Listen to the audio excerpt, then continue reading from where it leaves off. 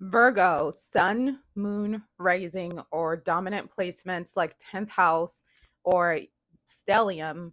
I need you to know that the rough time that you're going through right now is it's not happening haphazardly. This is what's causing all of this bad energy that's coming towards you right now.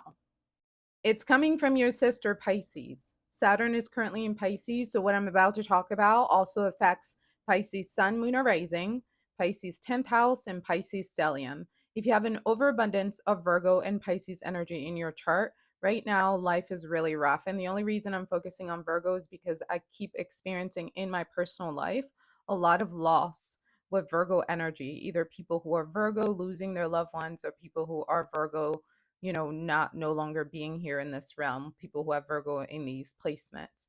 Virgo energy is about health and wellness. And for me, in my personal life, a lot of these connections is about just that health issues that people have been struggling with.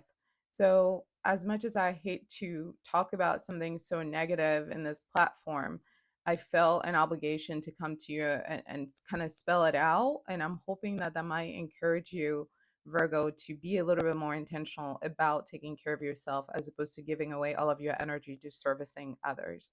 So, Pisces being at Saturn right now means that a lot of issues are coming up regarding trauma that has been repressed, regarding boundaries that have not been enforced, and regarding relationships that are actually not bringing you healing energy.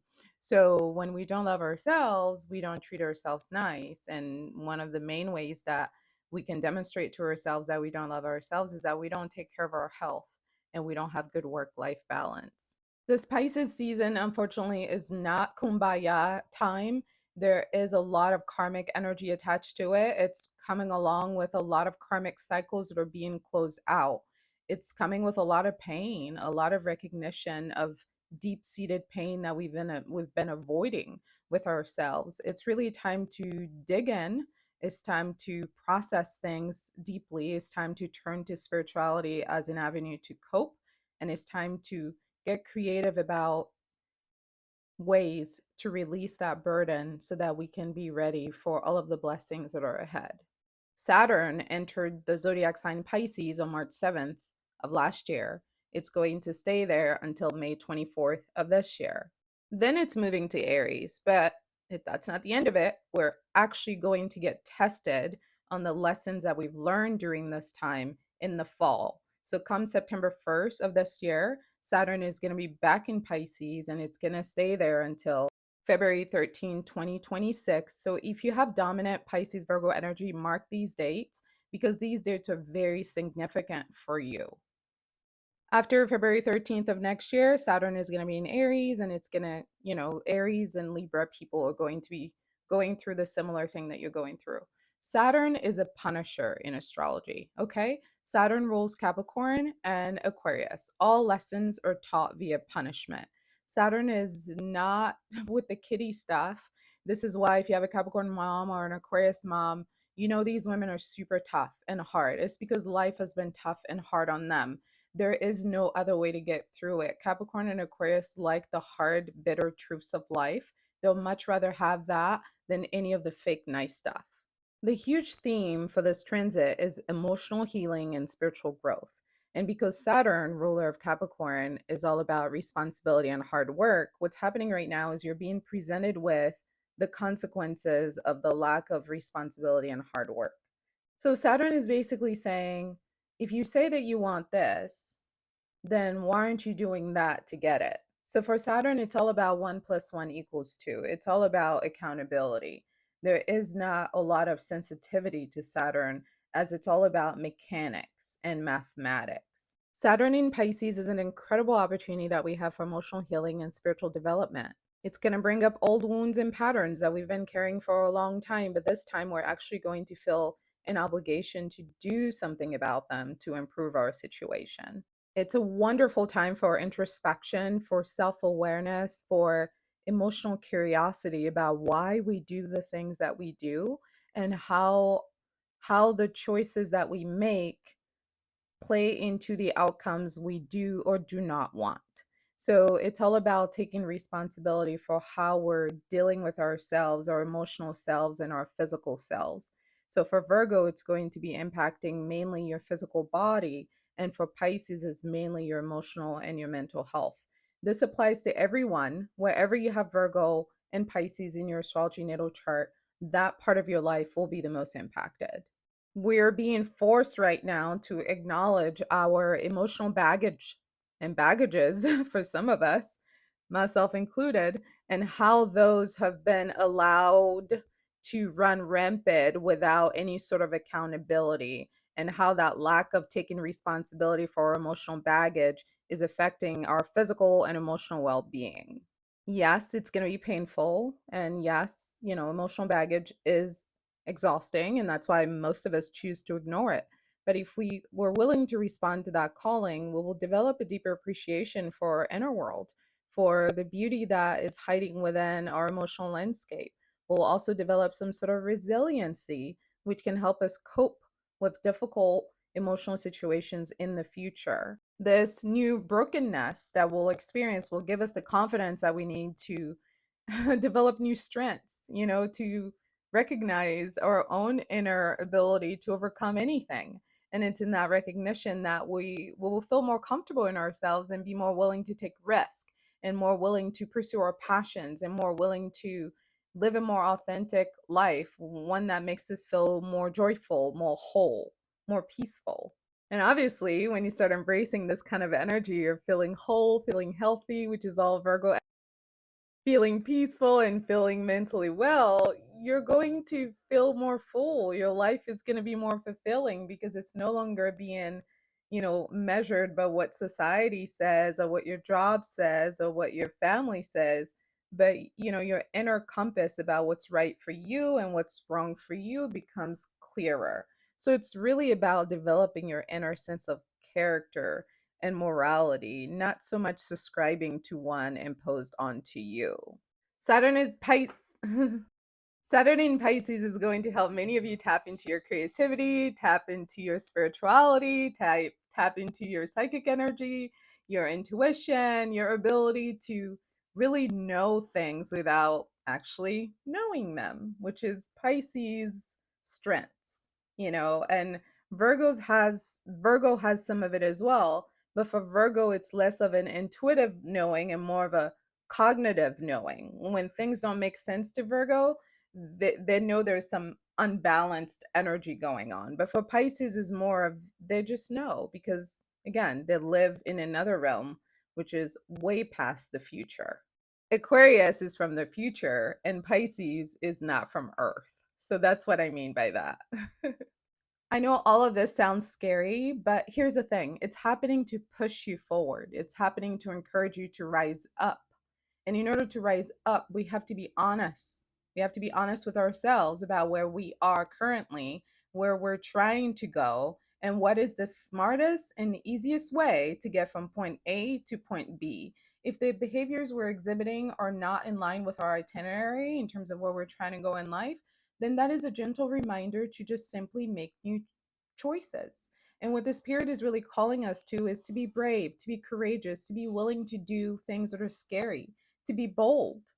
Take risk, evaluate uncharted territories, trust life, trust yourself, take up music, take up the arts.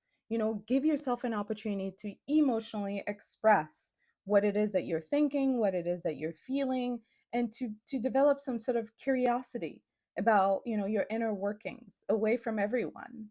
Our collective intuition right now is on high alert because Pisces is a collective zodiac sign, because Pisces represents one love, meaning that all of us are one. So intuition comes easy to them because they understand that all the knowledge that is on earth is shared between all of us. So your secrets are my secrets are your secrets. So it's easy for me to tap into yours because I understand that we all are sharing it. And that is the wisdom of zodiac sign Pisces. Emotional healing, spiritual growth, creativity, and intuition are the themes. It's time to confront our fears. It's time. It's time to confront our fears. It's time for self reflection and personal accountability so we can give ourselves a chance, give our soul a chance. Our soul who incarnated on earth to be great, they want a chance to be great. Let's make it happen. Virgo and Pisces, and this is a Virgo Sun, Moon, Rising, 10th house, or stellium. I want to share with you some tips to help you survive Saturn in Pisces.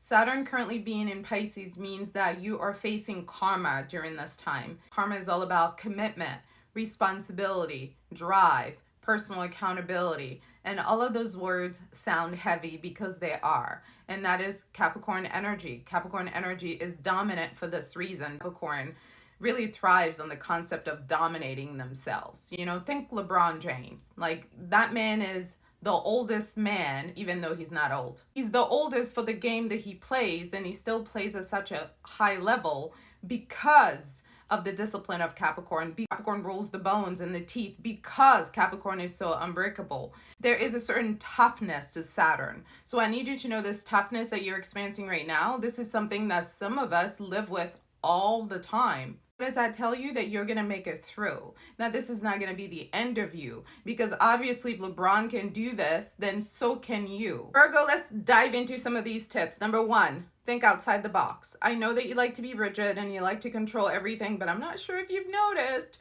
I don't know if you've looked outside, but the world is on fire, okay? It's on fire and it's not going to let up. In fact, when Neptune gets into Aries, it's about to turn up, because this has not happened since the 1800s. So life as you know it is gone. The past no longer exists, only the future. And I'm telling you, the future is chaotic. And the only ones that are going to survive are those that learn to dance in that chaos. So I need you to open your mind. You're one of the smartest zodiac signs for this reason. So let's practice it. Number two, let's embrace creativity. The thing about creativity is that it allows us to be transported to another realm, a realm that is not real in the tangible, sense. Like, as an example, when I'm painting art with my daughter, we sit around and we imagine, what we want the shapes and the colors to look like. See, not a real world, right? And then we take our paint brushes and then we make it real on the canvas. So it's about escaping in a way that allows you to invite new solutions. Trust your intuition. Your intuition will take you to innovation. Use that intelligence to benefit you. The facts can only take you so far. Sometimes you have to trust the process without having the data. And this is where you struggle. Virgo is the number one zodiac sign most likely to struggle with the concept of faith, spirituality, manifestation, for all of these reasons. And guess what? Saturn in Pisces is bringing us precisely to that place, to mysticism, to spirituality, to the unknown, to all that is not tangible and concrete. I don't want you to crash out, so you have to loosen up. Follow your gut. Try new things. Invite new experiences. Test life.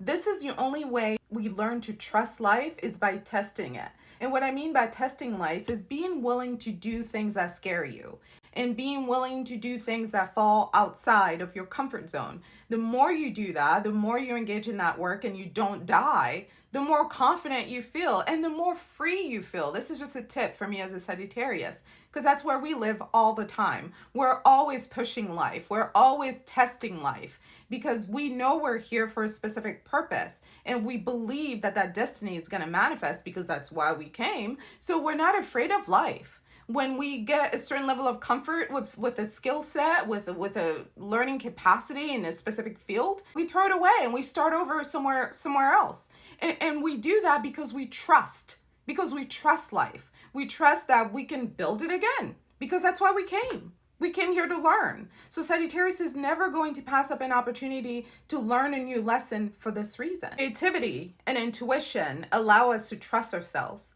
They allow us to go deep within ourselves. They allow us to test hypotheses with ourselves. And that process of leaning in and being able to vibrate at a frequency that resonates with others is deeply spiritual. And the more you embrace that, the more powerful you become. Both Virgo and Pisces struggle with escaping reality. And I get it. I have a Virgo Mars. It's hard to face reality, especially when you feel like there's no solution to the problem. And it's painful. What I'm here to tell you is that there is beauty in being able to sit with that pain, in being able to understand the limitations of your own abilities. There's a certain humility that comes with knowing that this thing is too big, it's too broad, it's too tough.